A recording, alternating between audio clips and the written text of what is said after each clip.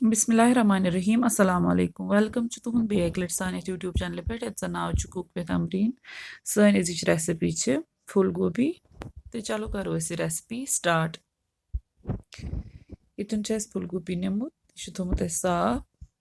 ये आज थोमुत चरित तो बीच निमित गंड तो बीच निमित नम सब्ज मर्चवांगन इन थोमुत मज त्रयित कट वन त्रो यम फुलगोबी आबस मज तो अत त्रो लेदर चमचा तो दिमो अत फुकर यन ग्रेकान अत त्रो वन आब दारित तो छकनोक यम सर्द आब वन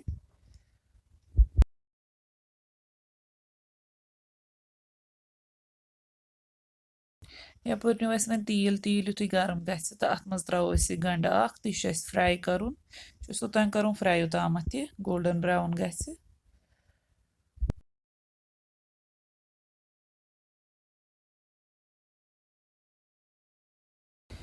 गंड गो यन फ्राई तो यह कड़ो वन नबर अकिस प्लेटस पे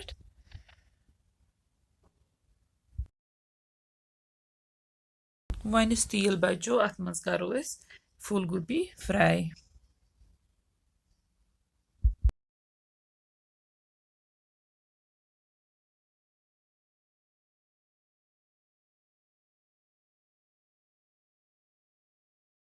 फूलगोबी गो यन फ्राई तन त्रो वन थोड़ा सा आब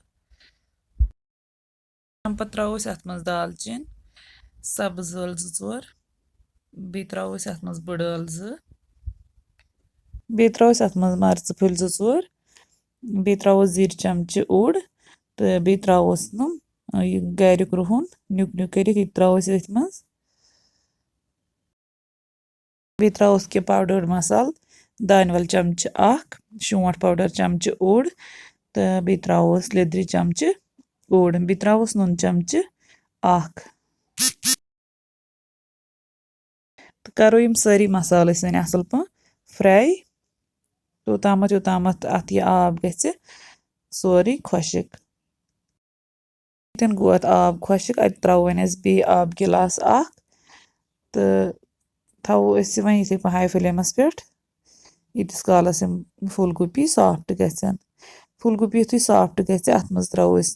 दोद ये नी मे दोदस 2 गिलास यम त्रो अत मज तो करो वन वेट योताम अत ग्रेक यह यन ग्रेकान वन त्रो अतन नम यह सब्ज मर्चांगन यम थमित तो बे त्रो यम फ्राई थमित गंड कर तम त्रो मगर यम त्रो मुरो थोड़ा गड तो अम पे त्रो यम अत मज